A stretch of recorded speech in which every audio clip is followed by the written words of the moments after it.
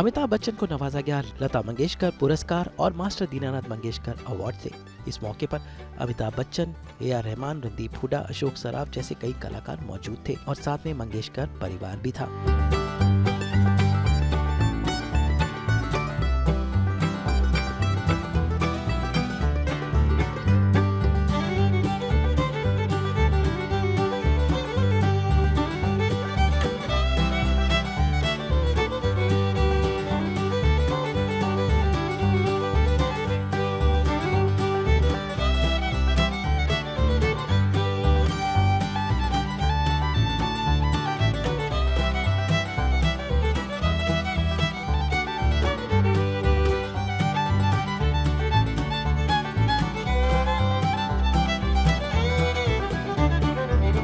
ये मौका बच्चन साहब के लिए बहुत खास था और इन लम्हों को उन्होंने अपने शब्दों में कुछ ऐसे बयां किया।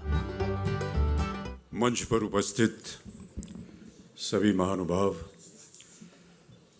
हृदयनाथ जी, उषा जी, मंगेशकर परिवार के सभी सदस्य और प्रिय देवी और सज्जनों, आप सबको मेरा प्रणाम।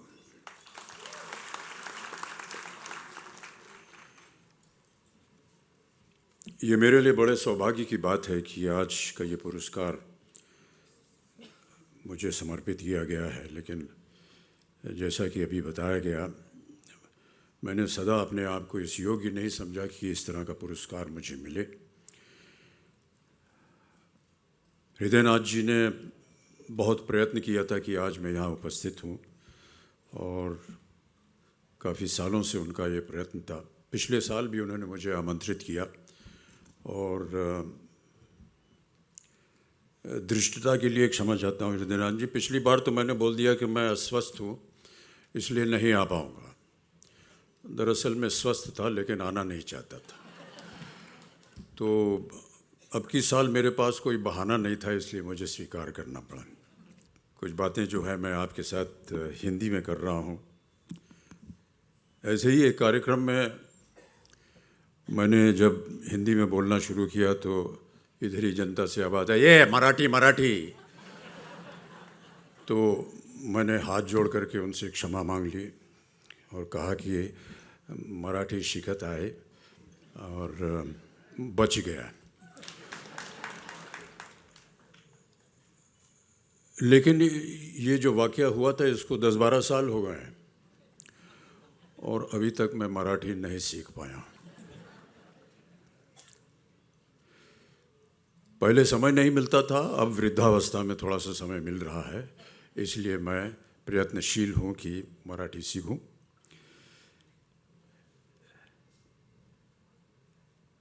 लता जी का स्नेह और प्यार मेरे परिवार पे और मुझ पर हमेशा रहा है और हमें जितना आदर सम्मान उन्होंने दिया है उसका मैं वर्णन नहीं कर सकता हूँ। न जाने क्या ऐसी बात थी कि वो जब भी मुझसे मिलती थी या हमारे परिवार के सदस्यों से मिलती थी तो एक अलग तरह का उनका स्नेह और प्यार होता था। आपने देखा होगा कि पिछले वर्षों में कुछ हमारे जितने फिल्म जगत के कलाकार हैं वो विदेश जाते हैं मंच पर कार्यक्रम करने। उनका गीत होता है, गायन होता है, नृत्य होता है। शायद लोगों को पता नहीं कि इस तरह के कार्यक्रम मैं भी किया करता था और एक तरह से माना जाए तो इसकी शुरुआत जो है वो मुझे लता जी की देन मिली थी कि इसकी शुरुआत की जाए। ये शायद बहुत से लोगों को पता नहीं, 1981 की बात है। मैं न्यूयॉर्क में था और हमारे एक मित्र आए, कहा कि लता जी न्यूयॉर्क में हैं और वो आपसे मिलना चाहती हैं। तो मैं लता जी से मिलने गया। उन्होंने कहा, अमिताभ जी, मेरा यहाँ मंच पर एक कार्यक्रम है मैडिसन स्क्वायर गार्डन, जो कि बहुत ही विख्यात अमेरिका का एक स्टेडियम है। वहाँ पर एक हॉल है फेल्ट फोरम, जहाँ पर उनका कार्यक्रम होना था। उन्होंने कहा, यहाँ मैं चाहती हूँ कि आप 2 मिनट आ करके मेरी एक प्रस्तुति कर दें। लता जी का प्रस्तुति करना ये मेरे लिए समझ में नहीं आया है कैसे कह रही हैं, लेकिन क्योंकि वो लता मंगेशकर हैं इसलिए मैंने उनकी बात मान ली और मैंने कहा ठीक है लता जी, मैं आ जाऊंगा। जाने लगा तो फिर उन्होंने कहा, अमिताभ जी सुनिए, हमने सुना है कि अभी आपने अपनी एक फिल्म में गाना गाया है। अरे मैंने कहा नहीं लता जी, वो देखिए वो हल्का फुल्का वो शादी ब्याह में नोक झोंक होती रहती है, उस तरह का एक गाना था। हमारे निर्देशक ने हमको होली के दिन सुना और उन्होंने कहा कि इसको फिल्म में डालना है, तो वो उन्होंने डाल दिया। फिल्म का नाम था लावारिस, गाना था मेरे अंगने में।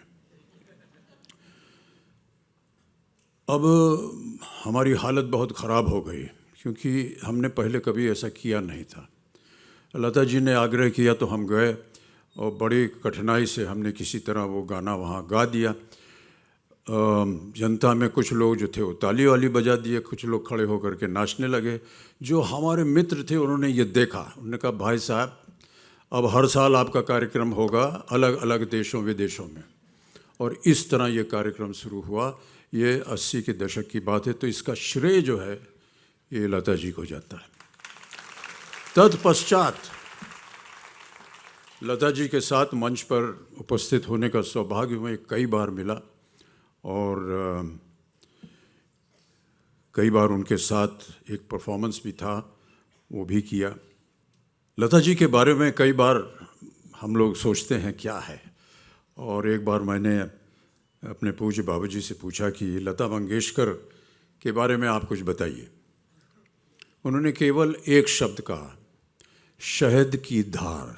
मिठास उनके गायन में शहद की तरह, और क्योंकि शहद की जो लय है वो कभी टूटती नहीं, इसलिए उनका स्वर जो है वो कभी टूटता नहीं। ये हैं लता मंगेशकर। मेरा हमेशा ऐसा मानना रहा है कि जब भी सही सुर लगता है तो हमारी आत्मा जो है वो परमात्मा से जुड़ जाती है।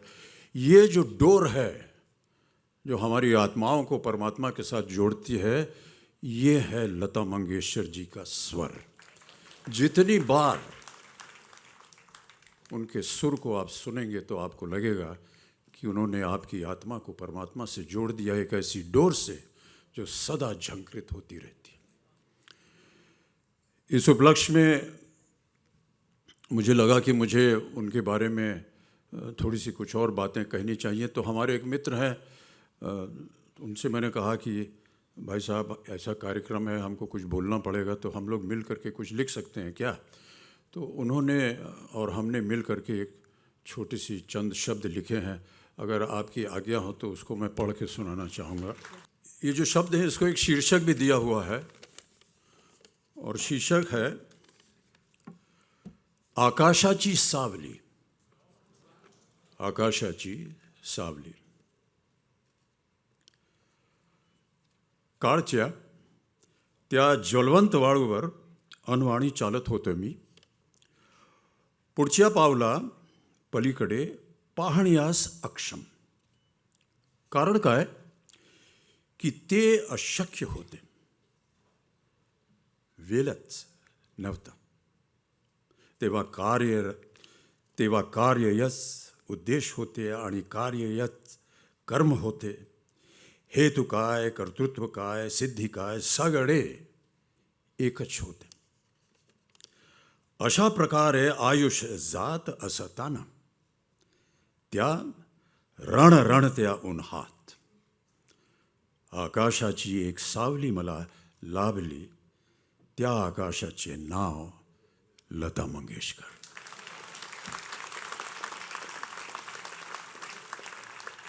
माझ्याकरिता लता दीदीचे स्वर हा संगीताचा परिचय होता, हीच संगीताची परिभाषा होती, हीच संगीताची व्याख्या होती। लता दीदी म्हणजेच संगीत आणि संगीत म्हणजेच लता दीदी। माझ्याकरिता समानार्थी शब्द आहेत दोनों। बहुत बहुत धन्यवाद। हम मानते हैं कि आकाश जो है उसे हम ब्रह्मा कहते हैं, और ब्रह्मा के बगल में माँ सरस्वती जो हैं वो विराजमान हैं। साक्षात सरस्वती का रूप लता मंगेशकर जी हमारे समक्ष थी, तो वो ब्रह्मा के बगल में बैठी हैं, विराजमान हैं, ब्रह्म के साया में बैठी हैं। यहीं से बना आकाशाची सावली। मंच पर उपस्थित सभी को मैं नमन करना चाहती हूँ। तुम्हा सर्वांना माझा नमस्कार। समजत नाही मराठीत बोलू का हिंदीत बोलू, पण हिंदीतच बोलेन. मैं आज जो कुछ भी हूँ उसका श्रेय मैं अपने माता पिता को देना चाहूँगी, क्योंकि जसं तुम्ही म्हणालात की आईवडिलांचा आशीर्वाद असला कि इंसान आसमान भी छू सकता है, तो मेरे साथ ऑलमोस्ट वही हुआ.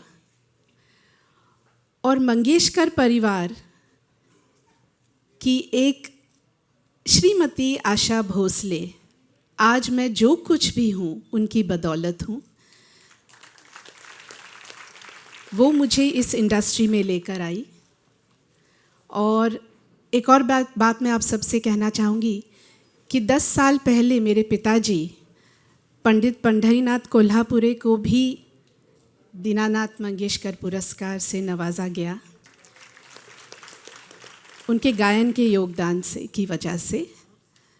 तो आज मेरे लिए ये पुरस्कार बहुत ही महत्वपूर्ण है, क्योंकि मेरे पिताजी को भी मिला, इस साल मुझे मिल रहा है और ये मेरे परिवार का पुरस्कार है.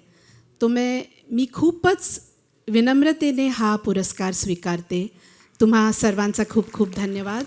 आज मैं जो कुछ भी हूँ आपके आशीर्वाद और प्यार की वजह से हूँ. बहुत बहुत धन्यवाद, खूप खूप धन्यवाद. हृदयनाथ काका, तुम्ही आज मला हा पुरस्कार दिल्याबद्दल. भारती मामी, मीना आत्या, आशा आत्या, उषा आत्या, खूप खूप धन्यवाद. जय हिंद, जय Maharashtra.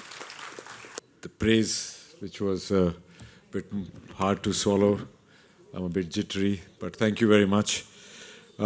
This is very special for me because I, not only Mr. Savarkar as a national figure, but also because he had very close relationships with the Mangeshkar family.